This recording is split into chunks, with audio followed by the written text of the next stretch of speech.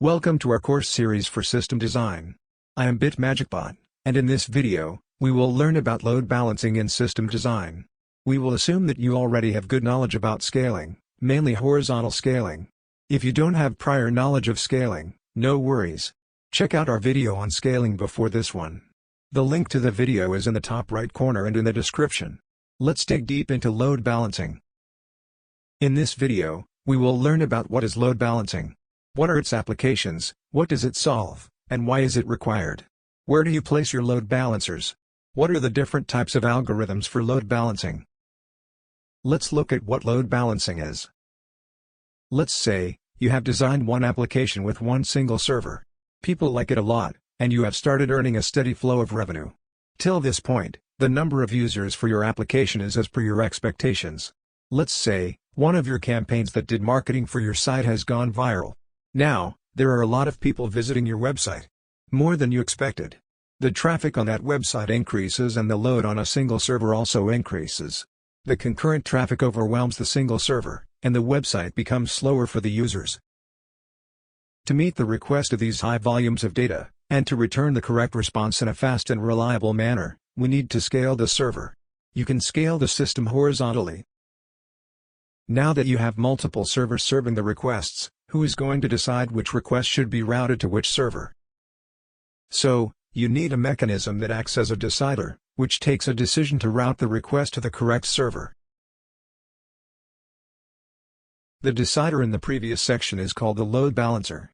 A load balancer works as a traffic cop, sitting in front of your server and routing client requests across all servers.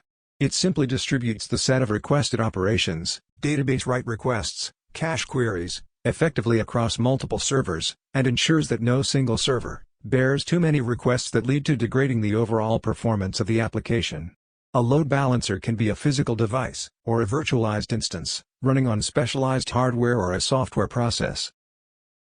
Let's take a look at the applications of load balancing. Consider a scenario where an application is running on a single server, and the client connects to that server directly without load balancing. There are two main problems with this model. Number 1, single point of failure. If the server goes down, or something happens to the server, the whole application will be interrupted, and it will be unavailable for the users, for a certain period. It will create a bad experience for users, which is unacceptable for service providers. Number 2, overloaded servers. There will be a limitation on the number of requests, which a web server can handle. If the business grows, and the number of requests increases, the server will be overloaded.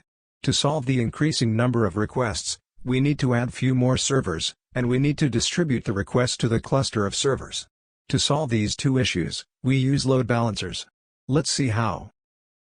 We can add a load balancer in front of the web servers, and allow our services to handle any number of requests, by adding any number of web servers in the network, thus spreading our requests across multiple servers.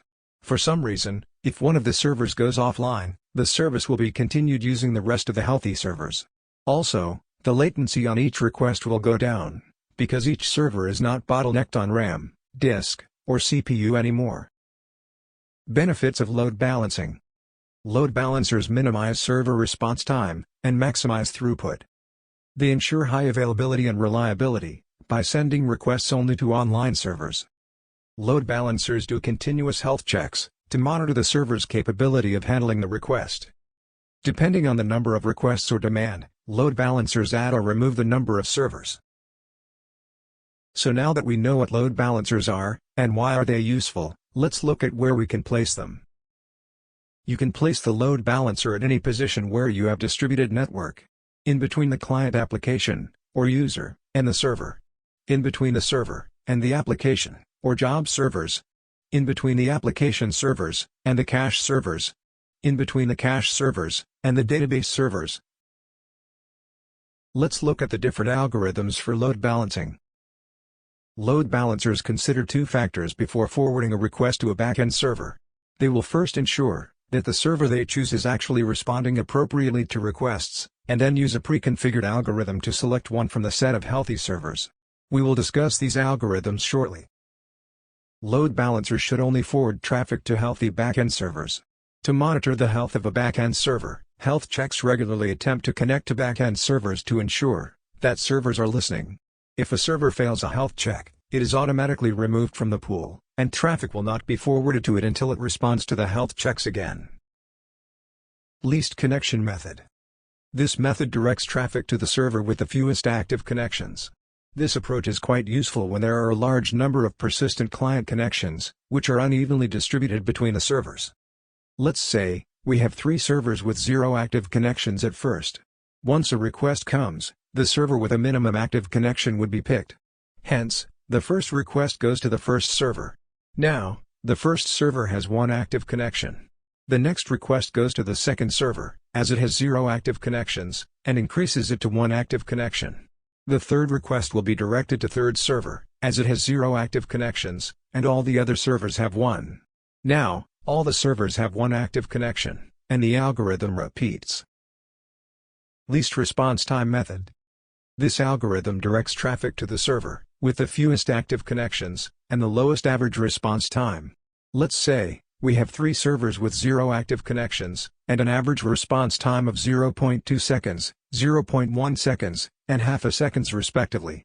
The first request will go to the second server, as it has the least active connections, 0, and the least average response time of 0.1 seconds, making the active connections to 1.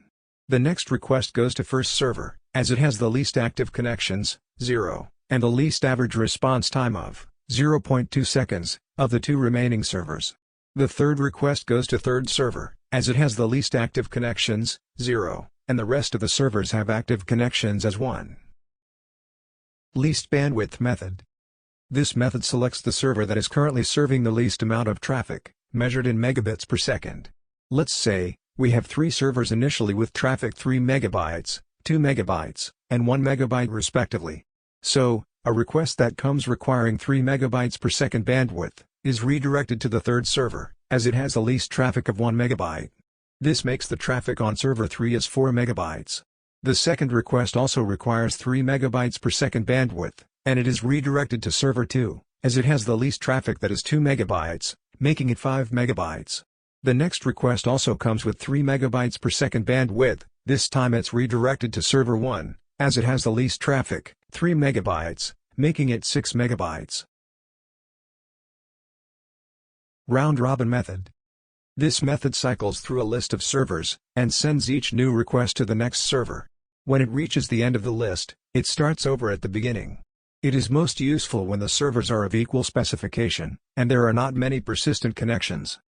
The first request is redirected to first server. The next request gets delivered to server 2. The next request gets redirected to server 3. Now, that we have reached the end of the list of servers, the next request gets delivered to the first server again. Visualize these servers sitting on a ring. When we reach the end of the server list, the adjacent is again the first server, making it an unending list. In other words, we can say that it uses the implementation of a circular queue, where requests hop from one server to another server, ultimately completes in a circular fashion, and the cycle continues. This approach uniformly distributes the request on the server pool, but in case where the request size is sporadically distributed, then this type of approach has disadvantages, as this does not take into consideration of the bandwidth consumption. The weighted round-robin scheduling is designed to better handle servers with different processing capacities. Each server is assigned a weight, an integer value that indicates the processing capacity. Servers with higher weights receive new connections before those with fewer weights, and servers with higher weights get more connections than those with fewer weights. Let's say you have 3 servers, with a capacity of 3, 2 and 1 respectively. Let's visualize 3 request queues for weight 3, 2, and 1 respectively. In the first cycle, 3 packets are transferred from the queue with weight 3, 2 packets removed from the queue with weight 2, and 1 packet removed from the queue with weight 1. These are then transferred to servers with correct capacities. The same is repeated in the next cycles. IP hash method. Under this method, a hash of the IP address of the client is calculated, to redirect the request to a server. We number all our servers starting from 0. We calculate the hash of the IP, and take modular with the number of servers available. This gives us the server index to which the request should be redirected. Let's say, the first request has IP hash modular n, in this case 3, as 1. So, the request will be sent to the server with number 1. The next request has IP hash modular n, as 2, Then it goes to the server with number 2. The third request has IP that has modular N as 0, then it gets delivered to the server with the number 0. Load balancers help distribute the traffic, and ensure the scalability and availability of services in our application. Continuous health checks are also performed to determine the available server pool. They enable elastic scalability, which improves the performance and throughput of data. Users must need to evaluate their system requirements, and choose the appropriate load balancing algorithm, which satisfies their use case. With this, we are done with this topic. There are advantages and disadvantages of all the algorithms we saw in the previous section. Stay tuned to know more about them. Best of luck and happy designing!